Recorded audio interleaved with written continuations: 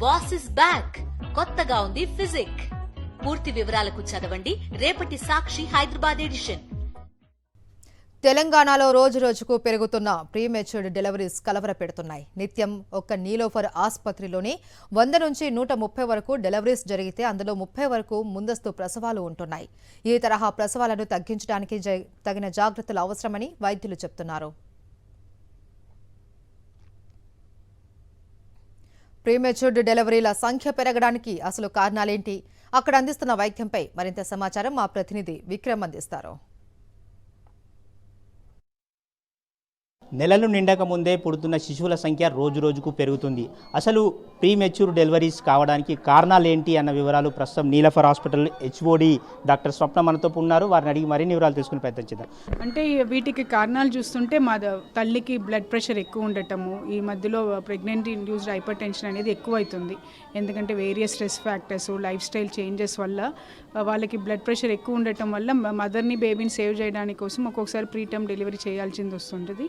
ఇంకోటి BP sugar ఉండటం వల్ల కూడా తల్లికి వేరియస్ ఇన్ఫెక్షన్స్ తల్లికి రావడము, స్ట్రెస్ లెవెల్స్, డిలేడ్గా ప్రెగ్నెన్సీ రావడము, లేదా ఒక ప్రెగ్నెన్సీకి ఇంకొక ప్రెగ్నెన్సీకి మధ్యలో వాళ్ళు సరి అయిన టైం లేకుండా పోవడము. అండ్ ఐవీఎఫ్ ట్రీట్మెంట్ అది తీసుకున్నప్పుడు ఏమవుతుందంటే వాళ్ళకి మల్టిపుల్ బేబీ స్టిమ్యులేట్ చేస్తారు కాబట్టి సో ప్రీటర్మ్ డెలివరీస్ ఎక్కువ అవుతుంది. ప్రస్తుతం నీలఫర్ హాస్పిటల్లో ఎంతమంది ట్రీట్మెంట్ పొందుతున్నారు, గతంలో ఈ సంఖ్య ఏ విధంగా ఉండేది, ఇప్పుడు ఏ విధంగా ఉంది? ఇప్పుడు నీలోఫర్ హాస్పిటల్లో చూస్తే నియోనెటాలజీ డిపార్ట్మెంట్లో ప్రతిరోజు 350 నుంచి 400 బేబీస్ అడ్మిట్ అయి ఉంటాయి. సో మాకు ఒక రోజుకి 40 నుంచి 50 babies, new born babies admit అవుతారు. వేరియస్ డిస్ట్రిక్ట్స్లో నుంచి, సరౌండింగ్ స్టేట్స్లో నుంచి కూడా వస్తుంటారు. So on any particular day మేము 350 నుంచి 400 బేబీస్ మేనేజ్ చేస్తాము. వాటిల్లో చూస్తుంటే 100 నుంచి 150, 130, 140 వరకు ప్రీటర్మ్ బేబీస్ వాళ్ళ వెయిట్ చూస్తుంటే less than 1.5 kg babies. So on a day at least minimum ఒక 100 బేబీస్ అయినా మాకు లెస్ దెన్ 1.5 kg బేబీస్ ఉంటారు. అంటే ఈ ప్రీమెచ్యూర్ డెలివరీస్ చేయడం ఒక ఎత్తు, డెలివరీ అయిన తర్వాత పాపను కాపాడడం మరో ఎత్తు.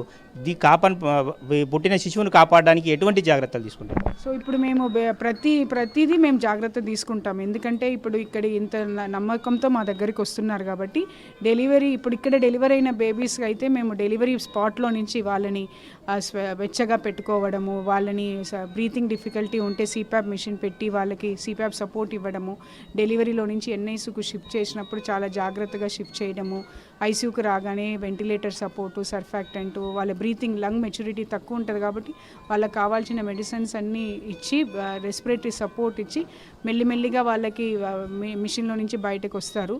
ఇలాంటి చిన్న బేబీస్ నెలన్నర రోజులు ఉంటారు మా దగ్గర. సో ప్రతిరోజు మనం జాగ్రత్తగా టీం అంతా కలిసి చూసుకుంటేనే ఆ బేబీ సక్సెస్ఫుల్గా డిశ్చార్జ్ అవుతుంది.